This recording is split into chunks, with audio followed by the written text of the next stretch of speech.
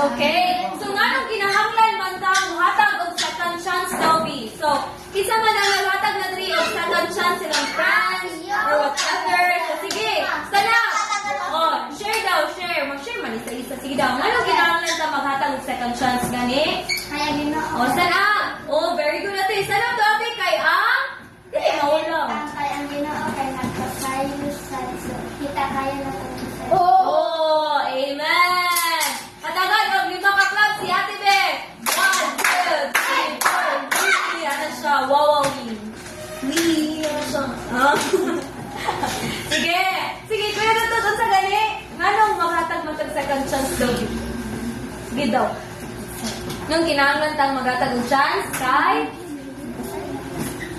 oh, natin na po nga kuan nga. Ano kinahanglan tang maghatag og chance kay uy, wala na yung maisip. Sige, sorry lang. Sige. Have you ever decided to give someone another chance? Diba? For example, kinahanglan tayo maghatag og second chance kaya nga ito galing Ginoo. Okay? Tubos ka, bisan sa ta, mga hulog ta, mga sasala o bulog ng mga tao. Diba? Kinsa man ta para dili maghatag og second chance sa another person. Diba? Kinahanglan yun. Kasi mga bata, ato ang yun buntang i-practice ba maghatag og second chance. Diba? Kaya, tao naman po na sila, makasala po ta. That's why, kinahanglan na maghatag po og second chance sa usag-usa. Amen? Amen. For example, sa ate, nako sa school. Dayon, natong recess ko, nag-recess. Gusto na ko isabay akong friend, but nag-away man mi.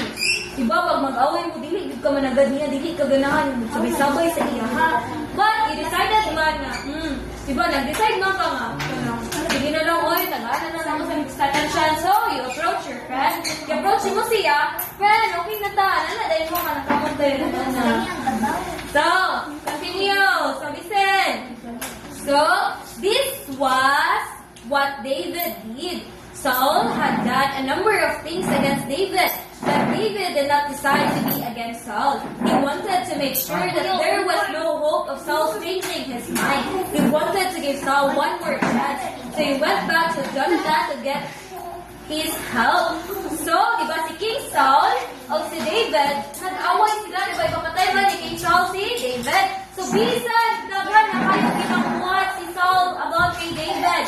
Yan, ipapatay, sa kung na yan ipangkuhat. Still, si David, ayaw po, gipasaylo, gitagaan, gyapon niya, o second chance. Second chance, no, di ba? Unsa ka maayo nga tao si David, kay bisan, unsa na gibuhat ni King Saul sa iya, ha? Kaya tagan, gyapon niya, o second chance, kato, si King Saul. Very good. So, it's always good idea to give someone a second chance. So, indot yun kayo, nga kita atong i-practice, ang matag yung second chance, gatong yun sa ulan. Amen? Amen. I-practice na to nga, magatag yung second chance. Kay, bisan gani ang atong Ginoo, nagatag og chance sa atua, in order for us na madawat na to, yung gusto nga, kinabuhi. Amen? So, umalalata. So, mag-craft na tayo. So, tagap! Nag-call. Forward tayo. Forward. Forward ka. Lord Jesus na. Lord Jesus sabi. Sige ba? Mag-question sa mag-question. So, sige, question. Sige sa gani itong King Saul. Ang brother kay David. Ang sister kay Saul. Si David. Si David o si Saul.